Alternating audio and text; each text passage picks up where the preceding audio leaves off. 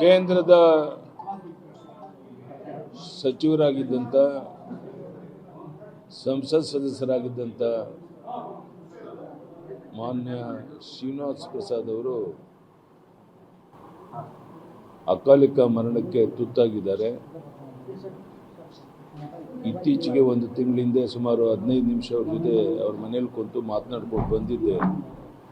ರಾಜ್ಯದಲ್ಲಿ ಪ್ರವಾಸ ಮಾಡೋಕ್ಕೆ ಬರಬೇಕು ಅಂತ ಹೇಳಿದ್ದೆ, ಒಪ್ಕೊಂಡಿದ್ರು. ಆದರೆ ದಿಢೀರಂತ ಈ ಘಟನೆ ನಡೆದಿದೆ. ಬಡ ಜನಾನುರಾಗಿ, ದಲಿತ ನಾಯಕ, ಇಡೀ ರಾಷ್ಟ್ರದ ಜನರಿಗೆ ಪರಿಚಿತರಿದ್ದಂಥ ಶ್ರೀನಿವಾಸ್ ಪ್ರಸಾದ್ ದೈವಾಧೀನರಾಗಿರುವಂಥದ್ದು ಅತ್ಯಂತ ನೋವು ತರುವಂಥ ಸಂಗತಿ. ಅವರ ಆತ್ಮಕ್ಕೆ ಶಾಂತಿ ಕೋರ್ತೇನೆ.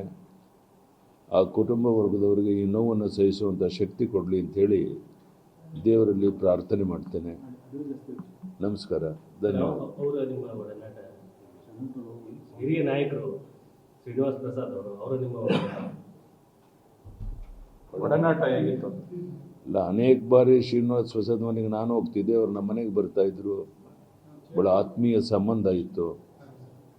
ಅನೇಕ ವಿಷಯಗಳ ಬಗ್ಗೆ ತುಂಬ ಮಾಹಿತಿ ಇದ್ದಂಥ ಯಾರಾದರೂ ವ್ಯಕ್ತಿ ರಾಜ್ಯದಲ್ಲಿ, ದೇಶದಲ್ಲಿದ್ದರೆ ಅವರು ಶ್ರೀನಿವಾಸ್ ಪ್ರಸಾದ್. ಕೇವಲ ದಲಿತ ನಾಯಕ ಅಂತಲ್ಲ, ಇಡೀ ರಾಷ್ಟ್ರದ ಜನರ ಗಮನ ಸೆಳೆದಿದ್ದಂಥ ಶ್ರೀನಿವಾಸ್ ಪ್ರಸಾದ್ ಇವತ್ತು ಆರೋಗ್ಯ ಕೆಟ್ಟ ಕಾರಣ ದೈವಾಧೀನರಾಗಿದ್ದಾರೆ. ಅವರ ಆತ್ಮಕ್ಕೆ ಮತ್ತೊಮ್ಮೆ ಶಾಂತಿ ಕೋರ್ತೇನೆ.